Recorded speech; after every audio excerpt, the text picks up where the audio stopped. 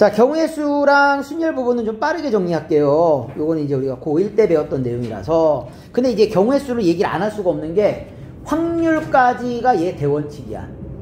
확률까지가 얘가 대원칙이기 때문에, 그치? 이렇게 알아두라 라는 얘기야. 일단은 분류를 해야 돼. 문제를 쭉 잘 읽어보시고요. 그치? 어떻게 분류할까를 잘 고민하셔야 됩니다. 그냥 세는 게 아니야. 어떻게 경우를 나눌까? 이게 중요한 거야. 왜 경우를 나눌까? 중복되지 말라고. 빠짐없이 세기 위해서 경우를 잘 나눠줘야 돼. 그러면 경우를 나눴어. 그러면 그 결과를 우리는 뭐합니까? 더해줍니다. 요게 합의 법칙이라고 해. 결과를 더하는 게 합의 법칙이고요. 자, 어떤 사건이 동시에 이어서 발생하는 경우에는 뭐 해라? 곱합니다. 요게 곱의 법칙이야. 그치? 나중에 애들이 맨날 물어본단 말이야. 더해야 돼요? 곱해야 돼요? 언제 더하라고요? 경우를 나눴으면 그 결과를 더해라. 오케이? 자, 언제 곱해라? 동시에 이어서 발생하는 건 곱해야 돼. 그치? 자, 근데 이제 이런 경우가 있어. 요 수용도는 뭐냐? 수용도는 이제 우리가 쉽게 얘기해서 이게 트리 구조죠. 트리 구조. 이렇게 가는 거야. 그치? 이렇게 가는 게 수용도인데, 수용도는 주로 이런 내용들이 많이 등장을 합니다. 이 자리엔 넌 안 돼. 이게 뭔 소리냐? 뭔 제약 조건이 더럽게 많은 거야. 뭔 제약 조건이 더럽게 많은 거야. 자, 이 자리엔 뭐가 들어가면 안 되고, 이 자리엔 뭐가 들어가면 안 되고, 이 자리엔 뭐가 들어가면 안 되고, 이런 것들 있지 않냐. 그래서 예전에 수능에 나왔을 때는 대표적인 얘가 있었습니다. A, B, C, D 4명이 있어.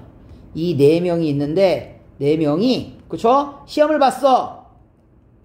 자기 거 채점하면 안 돼.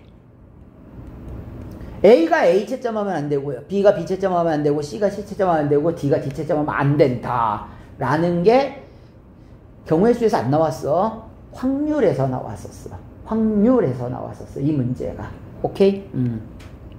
그래서 뭐 이제 간단하게 방법을 얘기하자면 이거야. 자, 그럼 결국엔 얘가 되는 거야. A가 있고요, B가 있고, C가 있고, D가 있는데 A가 A 채점하면 안 되니까 B나 C나 D를 채점하면 되는 거야.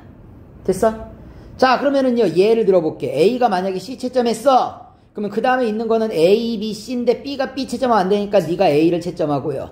네가 D를 채점하면 되겠죠. B는 안 되니까. 그러면 C, A가 나왔으니까 남는 게 누구 남았어?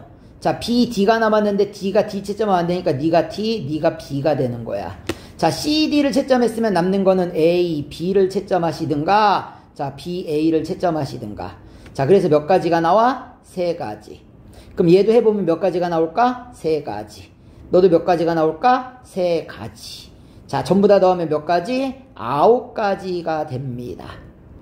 그래서 요거를 또 다른 말로는 완전순열, 교란순열이라고도 얘기합니다. 됐어? 요거는 뭐 한 4개까지만 외우세요. 5개까지 나온 적이 거의 없어서. 그치? 하나, 두 개, 3개, 4개 또 너무 작어. 그래서 맨날 4개야. 맨날 4개. 아, 지겨워 죽겠어. 맨날 4개야. 그래서 이제 이렇게 된다라는 거 알아둘 수 있도록 하고요. 자, 우리가 문제를 구하다 보면 이런 경우가 있어. 경우가 너무 복잡해. 아니면 경우가 너무 많어. 자, 첫 번째는 뭘까요? 경우가 너무 복잡하거나 경우가 너무 많어. 뭘까? 내가 삽질할 확률이 높아. 문제를 잘못 읽은 거야. 다시 읽어봐. 오케이? 그렇게까지 복잡할 일이 많지는 않을 거야. 그치? 일단 1순위는 내가 잘못 읽은 경우야. 그치? 만약에 그게 아니라고 하면은, 나는 반대 경우로 가시면 됩니다. 요걸 우리가 여집합, 여사건이라고 하죠. 여집합, 여사건이라고 얘기를 해. 자, 그러면 반대 경우에 보면은 우리가 이제 어떤 용어가 제일 많이 쓰이느냐? 뭐 맨날 나오는 용어가 있어요. 적어도. 그치? 적어도라는 말이 나오면 그냥 무조건 반대로 가세요. 그쵸? 아무 생각 없이. 뭐 이거 말고 또는도 되긴 되는데 그렇게까지 세분화해서 너무 이것저것 만들다 보면 한도 끝도 없으니까 그냥 적어도 하나만 기억해. 이제 중요한 건 이거야. 경우가 너무 많거나 복잡하면 반대 경우 생각하시면 돼요. 오케이? 자, 집을 방법수 그냥 넘어갑시다. 오케이? 이건 뭐 고1 때나 배우는 거고요. 색칠하는 방법수 이것도 넘어갈게요. 왜냐? 고1 때나 배우는 거지. 이건 뭐 나중에 색칠하는 거는 딴 거 나와요. 여기서는. 여기서 색칠하는 게 안 나오진 않아. 나오긴 나오는데 그치, 고1 때 배우는 방법이 안 나와. 딴 게 나오니까 딴 거 얘기할게요. 자, 여기서 보면은 1번 이렇게 돼 있어요. 아래쪽 그림과 같이 도로망이 있습니다. 갑을 두 사람이 강남에서 시청까지 또는 잠실을 통과해서 청량리로 간답니다. 자, 강남에서 청량리로 가고자 하는 방법의 수는 첫 번째, 자, 강남에서 시청을 거쳐서 청량리로 가는 경우가 있고요. 두 번째는 강남에서 잠실을 거쳐 청량리로 가는 경우가 있습니다. 경우를 나눴지? 경우는 두 가지밖에 없죠. 그치? 자, 그러면은 강남에서 시청 가는 게 몇 가지? 세 가지. 세 가지죠. 시청에 청량리 가는 게 몇 가지? 세 가지. 어떻게 가? 동시에 이어가죠. 곱하시면 돼요. 3, 3은 9. 자, 강남에서 잠실 가는 거 두 가지. 잠실에 청량리에 가는 거 두 가지죠? 따라서 두 가지 곱하면 되니까 네 가지. 자, 경우를 나눴으니까 그 결과를 뭐 해달라? 더해달라. 13가지가 정답이 됩니다. 됐죠? 자, 두 번째는 이제 이건 뭐예요? 같은 색을 두 번 칠해도 된다. 이렇게 나와 있는데요. 얘는 이제 경우를 나누는 거야. 이게 뭐 어떤 문제냐면 이거랑 똑같은 거야. 이거 맨날 나오는 문제인데, 그림은 교과서에서 갖고 왔습니다. 이 그림은.